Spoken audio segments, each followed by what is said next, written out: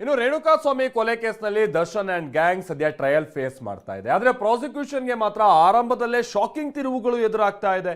ಇವತ್ತು ಕೋರ್ಟ್ನಲ್ಲಿ ಅಂತ ತಿರುವು ಏನಾಯ್ತು? ಬನ್ನಿ ರಿಪೋರ್ಟಲ್ಲಿ ನೋಡ್ಕೊಂಬರೋಣ.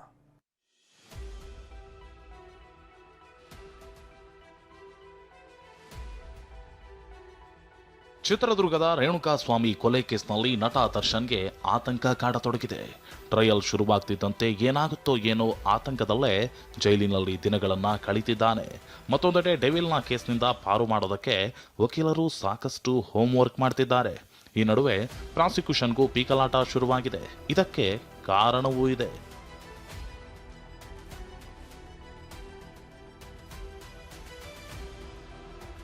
ರೇಣುಕಾಸ್ವಾಮಿ ಕೊಲೆ ಕೇಸ್ನಲ್ಲಿ ಮೊದಲ ಸಾಕ್ಷಿಯಾಗಿರೋ ತಾಯಿ ರತ್ನಪ್ರಭಾ ವಿಭಿನ್ನ ಹೇಳಿಕೆ ನೀಡಿದ್ದಾರೆ. ಅಸಲಿಗೆ ರೇಣುಕಾಸ್ವಾಮಿ ತಾಯಿ ರತ್ನಪ್ರಭಾ ತಂದೆ ಕಾಶಿನಾಥಯ್ಯ ಪ್ರಾಸಿಕ್ಯೂಷನ್ನ ಸಾಕ್ಷಿಯಾಗಿದ್ದಾರೆ. ಮೊದಲ ಸುತ್ತಿನ ಮುಖ್ಯ ವಿಚಾರಣೆ ವೇಳೆ ಆತ್ಮವಿಶ್ವಾಸದಿಂದ ಕೋರ್ಟ್ನಲ್ಲಿ ಸಾಕ್ಷಿ ನುಡಿದಿದ್ರು. ಆದರೆ ಎಕ್ಸಾಮಿನೇಷನ್ ವೇಳೆ ವಿಭಿನ್ನ ಹೇಳಿಕೆ ನೀಡಿದ್ದಾರೆ. ಡಿಸೆಂಬರ್ 17ರಂದು ಆರಂಭವಾದ ಸಾಕ್ಷ್ಯ ವಿಚಾರಣೆ ವೇಳೆ ಮುಖ್ಯ ವಿಚಾರಣೆ ನಡೆದಿತ್ತು.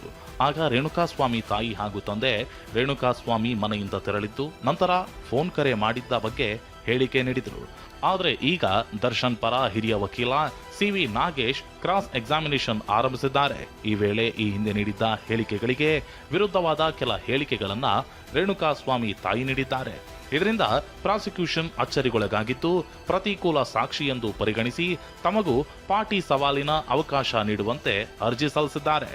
ಪ್ರತಿಕೂಲ ಸಾಕ್ಷಿಯಾಗುವುದಿಲ್ಲವೆಂದು ನಂಬಿದ್ದ ಸಾಕ್ಷಿಗಳೇ ಉಲ್ಟಾ ಹೇಳಿಕೆ ನೀಡುತ್ತಿರೋದು ಪ್ರಾಸಿಕ್ಯೂಷನ್ ಕೂಡ ಶಾಕ್ಗೆ ಒಳಗಾಗುವಂತೆ ಮಾಡಿದೆ. ಆದರೆ ಪ್ರತಿಕೂಲ ಸಾಕ್ಷಿಯನ್ನಾಗಿಸುವಂತೆ ಕೋರಿರುವ ಅರ್ಜಿಗೆ ಆರೋಪಿಗಳ ಪರ ವಕೀಲರು ತಕರಾರು ತೆಗೆದಿದ್ದಾರೆ. ಹೀಗಾಗಿ 57ನೇ ಸಿಸಿಎಚ್ ಕೋರ್ಟ್ ವಿಚಾರಣೆಯನ್ನ ಜನವರಿ 5ಕ್ಕೆ ಮುಂದೂಡಿದೆ. ಈ ಬೆಳವಣಿಗೆಗಳು ಕೇಸ್ ಸಾಬೀತುಪಡಿಸಬೇಕಾದ ಪ್ರಾಸಿಕ್ಯೂಷನ್ ಮುಂದೆ ಬೆಟ್ಟದಷ್ಟು ಸವಾಲು ಎದುರಾಗಿದೆ. ಈ ನಡುವೆ ಇವತ್ತು ವೈಕುಂಠ ಏಕಾದಶಿ ಹಿನ್ನೆಲೆಯಲ್ಲಿ ದರ್ಶನ್ ಪತ್ನಿ ವಿಜಯಲಕ್ಷ್ಮಿ ಜೆಪಿ ನಗರದಲ್ಲಿರೋ ಶ್ರೀನಿವಾಸನ ದೇಗುಲದಲ್ಲಿ ವಿಶೇಷ ಪೂಜೆ ಸಲ್ಲಿಸಿದರು. ರಮೇಶ್, ಟಿವಿ9 ಬೆಂಗಳೂರು.